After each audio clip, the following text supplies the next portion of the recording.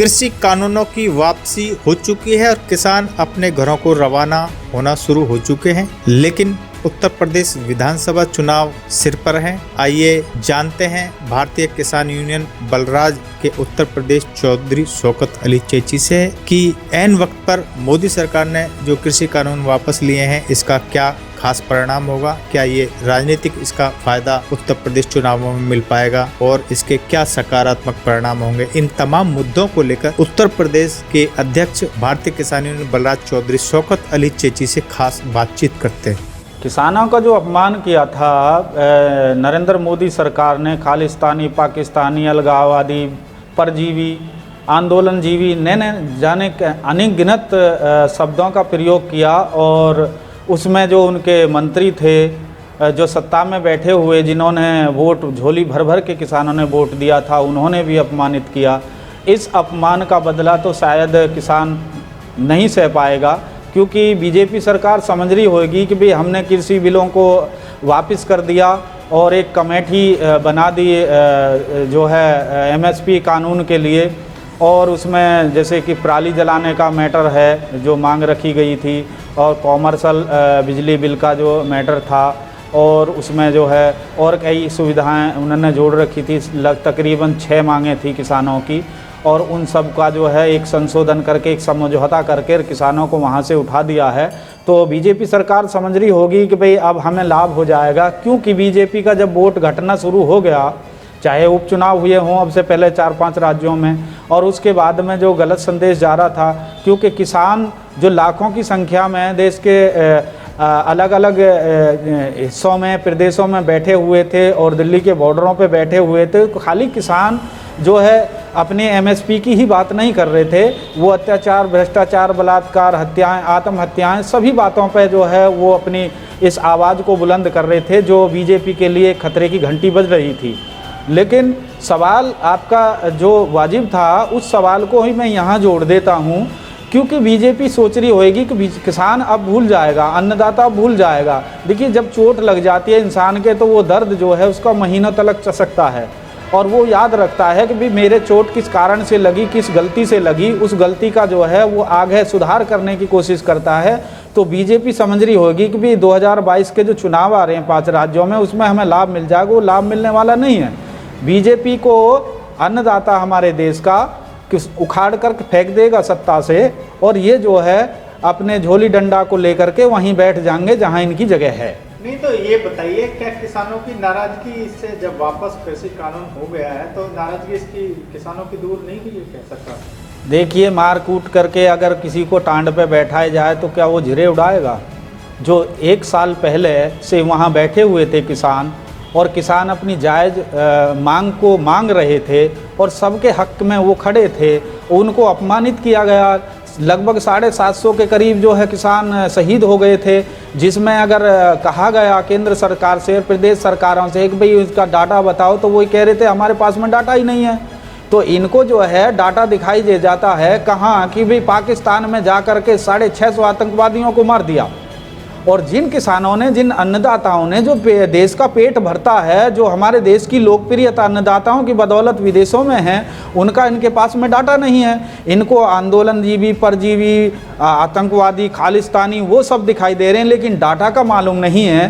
तो ये तो दबाव के कारण इनको अब डाटा का भी इन्होंने हामी भर लिया कि भाई ठीक है डाटा भेजिए, हम इनको कुछ देंगे, इनका सम्मान करेंगे। तो ये सारी चीज़ें जो है किसानों के दिमाग में हैं। किसान भूलने वाला नहीं है। बीजेपी को सत्ता से, वोट की चोट से उखाड़ करके फेंक देगा। अच्छा, ये बताइए, इसमें जो सरकार ने कृषि कानून बिल तो वापस ले लिया जी, लेकिन दूसरी जो मांग थी वो एमएसपी पर कानून बनाने और भी कई मांग थी, तो क्या मानना है कि वो मतलब सरकार उनको पूरा कर देगी? देखिए, मैं नहीं समझता, क्योंकि जी इसके कई एक पहलू आते हैं। आपने देखा होगा कि ये नोटबंदी इन्होंने की, उसके फ़ायदे गिनाए। बहुत दिनों तक लोगों की समझ में ही नहीं आया कि भाई नोटबंदी से आखिर फ़ायदा क्या हुआ। उसका रिजल्ट अब आ रहा है। फिर ये जीएसटी लेकर के आए, जीएसटी के इन्होंने फ़ायदे गिनाए। धारा 370 हटा करके इन्होंने सोचा कि भाई कश्मीर जो है जन्नत बन जाएगा, स्वर्ग बन जाएगा, लेकिन आज हो क्या रहा है। लेकिन किसान जब बैठा था इस कृषि बिल का विरोध करके, तो उसको मालूम था कि भाई ये जो है कितना खतरनाक बिल है। तो ऐसा नहीं है कि भी इस पे एमएसपी पे गारंटी कानून, क्योंकि कमेटियां तो पहले भी बनी हुई थी। जब नरेंद्र मोदी जी गुजरात के मुख्यमंत्री थे और मनमोहन सिंह जी प्रधानमंत्री थे, तो इन्होंने ही जो है उसका समर्थन किया था कि भाई एमएसपी पे गारंटी कानून बना दिया जाए। आज ये सत्ता में बैठे हैं तो कमेटी बनाने की क्या ज़रूरत है, उनके हाथ में कलम है, कर दें एक ही झटके में कि भाई हम सभी फसलों पे एमएसपी पे गारंटी कानून देते हैं, और जो आदमी एमएसपी से कम रेट पर अगर कोई भी है जो किसान के माल को खरीदेगा वो सीधा जेल जाएगा। तो ये तो जो है इनकी वही एक गुमराह नीति, चाहे नोटबंदी हो, जीएसटी हो, धारा 370 हो या एनआरसी सीए हो, उस तरीका का एक भ्रम फैलाने वाली बात है। क्योंकि इनको पूरी तरीका से खतरा दिखाई दे रहा है कि भाई हमारी जो अब सत्ता जाने वाली है, इसलिए इन किसानों को मना करके और इनको जो है इस तरीका के से एक कमेटी का एक लॉलीपॉप दे करके और इनको यहाँ से उठा दिया जाए। लेकिन क्या आप ये नहीं मानते कि प्रधानमंत्री का मतलब एक प्रधानमंत्री जी का एक वो रहा है, एक इतिहास रहा है कि वो ना सीए पे झुके हैं, ना ट्रिपल तलाक पर झुके हैं, ना कोई और दूसरे कानून पर झुके हैं, लेकिन कृषि कानून तो वापस ले लिया, तो अब तो किसानों को खुश हो जाना चाहिए। देखिए सवाल ये नहीं है, आपने सीए की, एनआरसी की बात करी या और कई चीज़ों की बात करी, वहाँ झुका क्या? तो इन्होंने खालिस्तानी, पाकिस्तानी, न जाने किन किन नामों से किसानों को अपमानित करने की कोशिश की। लेकिन किसानों ने, अन्नदाताओं ने जो है देश को एक मोती की माला में पिरो करके रख दिया, और उन्होंने जो है ये एक संदेश दिया कि भाई हिंदू, मुस्लिम, सिख, ईसाई सभी भारतवासी आपस में भाई भाई, जय जवान जय किसान, उस नारे को बुलंद करके और बीजेपी को यानी मोदी जी को बैकफुट पर फेंक दिया। तो ये जो है ये एक दूसरे तरीका का विषय है जो आप बयान कर रहे हैं, क्योंकि उसको जाति विशेष से जोड़ दिया था एनआरसी सीए को या और भी कोई चीज़ थी। लेकिन किसानों ने अपनी जागरूकता को दिखा करके और एक भाईचारे को एक प्लेटफॉर्म पर ला करके खड़ा कर दिया, जो इन्होंने बीजेपी ने फैला रखा था। हम भारतवासियों को आपस में जाति धर्म की द्वेष भावना में बांट रखा था। तो जो कृषि कानून वापसी का जो निर्णय है, तो आपका मानना है कि ये देरी से लिया गया निर्णय है?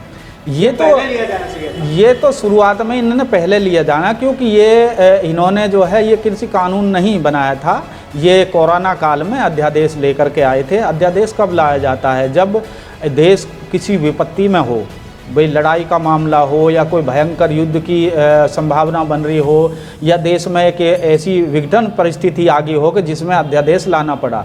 तो अगर ये कृषि बिल लेकर के आते तो इन्होंने संसद में भी चर्चा नहीं की, एक तरफा इस कानून को बना दिया अडानी अंबानी के लिए, उनकी झोली भरने के लिए।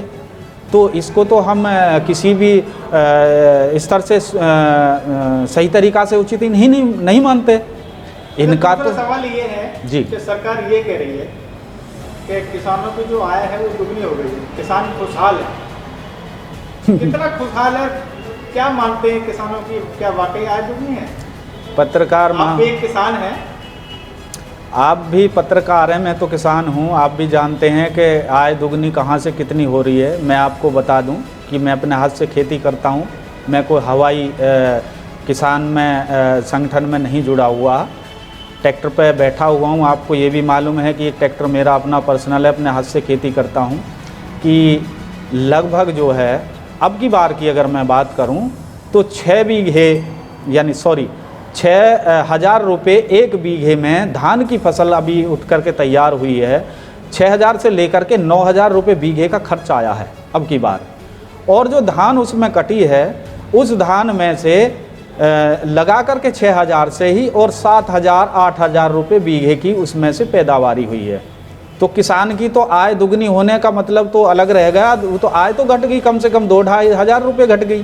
भाई डीजल पेट्रोल को लगा लीजिए आप, चाहे डीएपी को लगा लीजिए, खरपतवार नाशक दवाई हैं और बहुत सारी हैं, मजदूरियां हैं, मजदूरी डबल हो गई है। पहले हमें 210 रुपये में 200 रुपये में मजदूर मिलता था, अब की बार हमने 500 रुपये में मजदूर को लेकर के खेती में अपना रोपाई वगैरह ये सब काम कराए हैं। तो आय तो किसान की आधी रह गई। और दूसरा चीज़ ये सबसे ख़तरनाक ये है कि भाई पशुओं का और किसानों का चोली दामन का साथ था, एक दूसरे में बहुत ज़्यादा प्यार था। लगभग वो जो किसानों की खेती को नष्ट कर रहे हैं, बाजी किसान तो बेचारा उसने अपनी फसल को तैयार कर दिया और खड़ी फसल को जो गांवों के नज़दीक आ रहे हैं या जहां आवारा पशुओं का ज़्यादा झुंड है, पूरी फसल को बर्बाद कर दिया। तो दुगनी आय कहाँ से हो गई? लेकिन इसमें सरकार किसान सम्मान निधि भी दे रही है किसानों को खुशहाली के लिए। क्या गजब का आपने सवाल किया है। अगर ये सम्मान निधि की मैं बात करूं तो अगर यहाँ ला के मान लीजिए कि 2 बीघे का कोई किसान है, 2 बीघे किसान को अगर माना जाए तो भाई उसको सम्मान निधि मिल जाए तो एक अच्छी बात है, उसका लाभ है। लेकिन जिस किसान पे 10 बीघे 50 बीघे 100 बीघे ज़मीन है उसको क्या मिल रहा है? उसको तो कुछ भी नहीं मिल रहा। बताइए, आप ग्रेटर नोएडा जैसे शहर में आज भी खेती करते हैं जी, और अध्यक्ष भी हैं भारतीय किसान यूनियन बलराज के जी, तो आपको तो किसान सम्मान निधि मिल रही होगी। देखिए मैंने तो अभी तक सपने में भी नहीं देखा। मैं लगभग 5000 किसानों को 22 फेस चेहरे से नाम से जानता हूँ। केवल हमारा एक रिश्तेदार है जो हमारा दूर का रिश्तेदार के हैं, वो हमारा बहने उलगता, केवल उसको मिलता, बाकी 5000 में से किसी को भी नहीं मिला। आपको भी नहीं मिलता है? मुझे तो कुछ मिलता ही नहीं, मैं तो बता ही रहा हूँ। अच्छा, आखिरी सवाल ये है जी, तो जो किसान आंदोलन है वो करीब मतलब 14-15 महीने चला। किसान आंदोलन कृषि कानूनों की वापसी को लेकर 14-15 महीने चला और अब उत्तर प्रदेश विधानसभा चुनाव 2022 सिर पर हैं और प्रधानमंत्री जी ने इसको वापस भी ले लिया है। तो क्या मानना है कि इसका जो प्रभाव है, इसका जो रिजल्ट है वो विपक्ष और सत्ता पक्ष वो कैसा रहेगा, क्या मानते हैं? देखिए राजनीतिक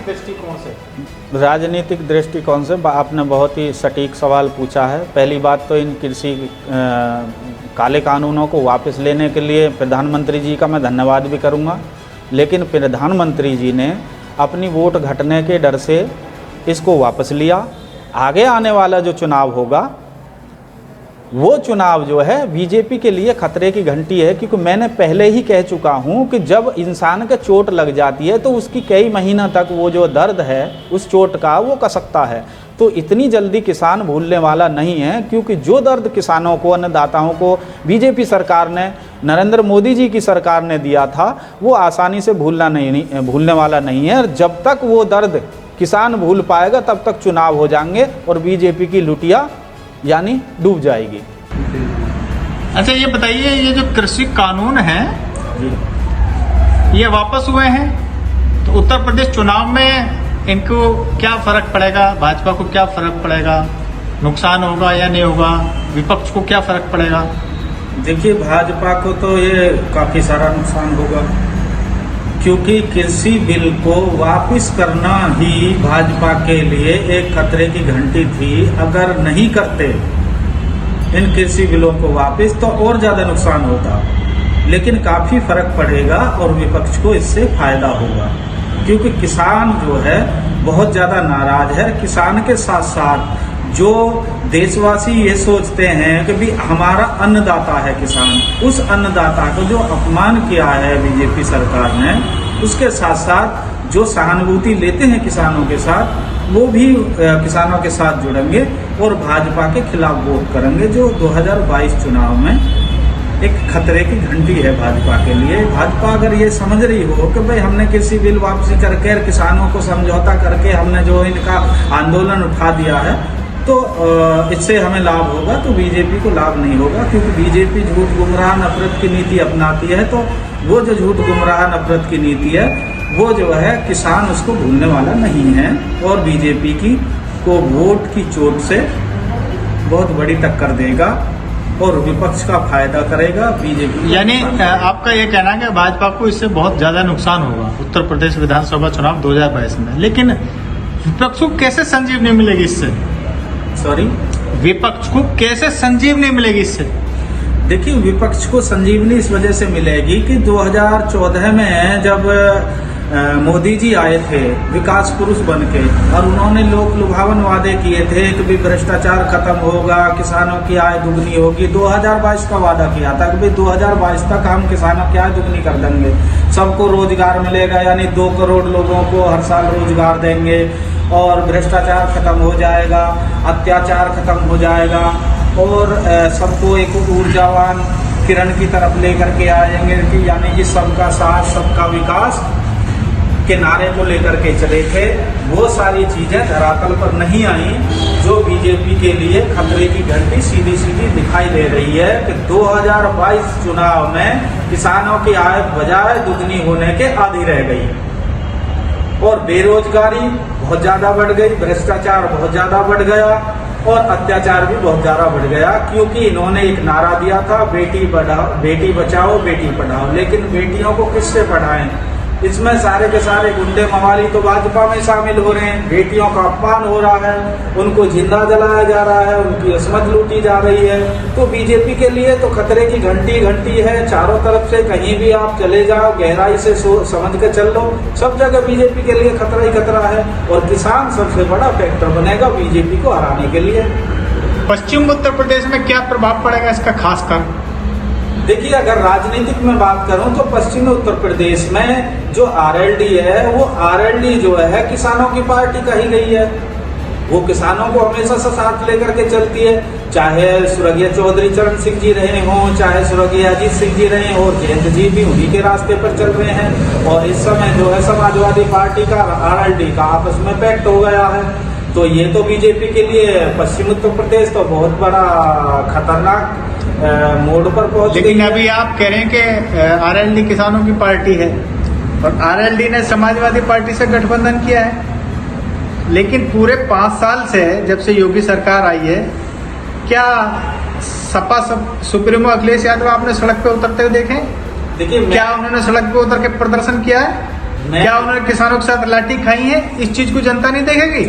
आपकी बात में दम है, लेकिन मैं एक चीज इसमें जोड़ देता हूं, मैं किसी का पक्ष नहीं ले रहा, क्योंकि राहुल गांधी जी, प्रियंका गांधी जी के साथ में क्या क्या पुलिस ने किया है, योगी सरकार की पुलिस ने उत्तर प्रदेश में क्या क्या किया है, और जयंत चौधरी को आपने देखा होगा वीडियो में खूब वायरल हुई थी, टीवी पे भी चली थी, जयंत जी ने लाठी खाई थी, वो हाथरस। लेकिन जब जयंत जी लाठी खा सकते तो अखिलेश यादव क्यों सड़क पर उतर के लाठी नहीं खा सकते? देखिए, मैं फिर दोबारा से कहता हूं कि मैं किसी की कोई तारीफ नहीं कर रहा, क्योंकि मैंने देखा है कि अखिलेश यादव जी को सड़क पर बैठे हुए उनको नजरबंद कर लिया था, उनको आगे जाने नहीं दिया, और तकरीबन जहां तक मेरा मानना है कि 2500 के आसपास में समाजवादी पार्टी के कार्यकर्ताओं पर योगी सरकार ने संगीन धाराओं में मुकदमे दर्ज किए हैं उसी कोरोना काल में। अब रही बात उस चीज की, अगर मैं ये बात करूं कि भाई बीजेपी सरकार ने कोरोना काल में लोगों की मदद करी, कहाँ करी मदद? बंगाल में जाकर के तो इन्होंने पूरा हमला बीजेपी का वहां पड़ाव डाल दिया था, लेकिन टीएमसी यानी ममता बनर्जी ने इनको बैकफुट पर फेंक दिया। और जब यहाँ कोरोना काल के समय में नदी नालों में, गंगा जी में जब वो लाशें बहती देखी और कौआ जो है जानवर नोच नोच कर खा रहे थे और विपक्ष ने मुद्दा उठाया था, योगी जी ने उठाया हेलीकॉप्टर और पूरे उत्तर प्रदेश में घुमा दिया। अगर हेलीकॉप्टर घुमाने से कोरोना भागता है तो मोदी जी को भी हेलीकॉप्टर घुमा देना चाहिए था। अगर कोरोना इसी तरीका से हेलीकॉप्टर घुमाने से भागता है तो ये हेलीकॉप्टर तो जो है जब कोरोना आया था देश के अंदर तभी घुमा देना चाहिए था। तो विपक्ष को अगर हम एक बार एक तरह से दोषी माना जाए तो ये भी उचित नहीं है, क्योंकि बीजेपी की जो तानाशाही रवैया है, जो सच्चाई की बात को उजागर करे उसी को देशद्रोही, उसी को अपराधी घोषित कर देते हैं। तो बहुत सारे जो लोग हैं, मैं कहूँ या विपक्षी पार्टियां, वो डर के मारे भी घर से बाहर नहीं निकले कि वे बाहर निकलेंगे, कमाई का जरिया खत्म हो गया, पैसा हमारे पास नहीं है, कोरोना काल चल रहा है, अगर हम सड़कों पर उतरेंगे तो हमें जो है आतंकवादी, देशद्रोही, परजीवी और आंदोलनजीवी न जाने किन नामों से पुकारा जाएगा और हमें जेलों में ठूसा जाएगा। आपने देखा होगा कि जो लखीमपुर खीरी में मामला हुआ था उसमें क्या हुआ था, जयंत जी को मैंने देखा तो उनकी वीडियो वायरल हुई थी कि वो छुप छुप करके वहां पहुंच गए, और प्रियंका जी गई तो प्रियंका जी को अरेस्ट कर लिया था, किसी एक स्कूल में उनको ठहराया गया और झाड़ू लगा के पूरे देश ने देखा। तो बीजेपी की जो सच्चाई को उजागर करता है वही अपराधी बन जाता है। शायद हो सकता है इस डर के वजह से भी, चाहे अखिलेश जी हों या और कोई पार्टियां हों, लेकिन जो डरने वाले हैं वो डर गए, जो नहीं डरने वाले उन्होंने लाठियां भी खाई, उन्होंने मुकदमे भी झेले। इस वीडियो को लाइक करें, हमारे चैनल को सब्सक्राइब करें और बेल आइकन जरूर प्रेस करें